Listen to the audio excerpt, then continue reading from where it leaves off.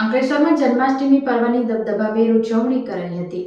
અંકલેશ્વર વિવિધ મંદિરો ખાતે રાત્રિના 12ના ટકોરે કૃષ્ણ જન્મોત્સવ ઉજવાયો હતો. મટુકી ફોડી સહિત પાલના ઝુલાવી અને કાર્યક્રમ યોજાયો હતો.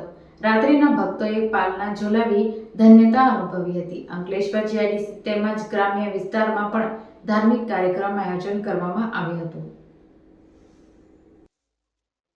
અંકલેશ્વરમાં કૃષ્ણ જન્મોત્સવ ઉજવવામાં ભક્તિની ભીડ જામી હતી. વરસતા વરસાદ વચ્ચે અંકલેશ્વર સમડી ફળિયા, માર્કંડેશ્વર મહાદેવ, પંચાતી બજાર, ડરુ ફળિયા, કંસાર ફળિયા, કબીર મંદિર સહિત વિવિધ વિસ્તારમાં મટકી ફોડવામાં કાર્યક્રમ યોજવામાં આવ્યો હતો, જેમાં ભાવિક ભક્તોએ ભારે ઉત્સાહભેર ભાગ લીધો હતો.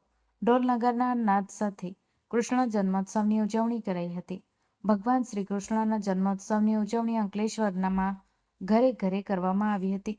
અંકલેશ્વર શહેરમાં આવેલી હવેલી તેમજ મંદિરમાં પણ ભગવાન શ્રી કૃષ્ણ જન્મ ભારે ઉલ્લાસભેર ઉજવ્યો હતો.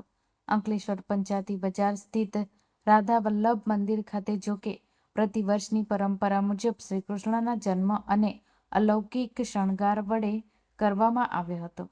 બાળકૃષ્ણના જન્મ પ્રસંગ ભાવિક ભક્તો માટે રાખવામાં આવ્યો હતો.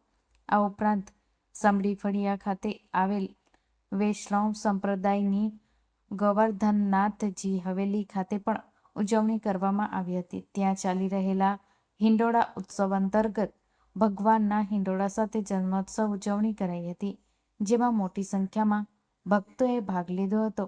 આ ઉપરાંત અંકલેશ્વર જીઆઈડીસી ખાતે કૃષ્ણ જન્મોત્સવની ઉજવણી કરવામાં આવી હતી, જેમાં વિવિધ ધાર્મિક કાર્યક્રમ યોજવામાં આવ્યા હતા.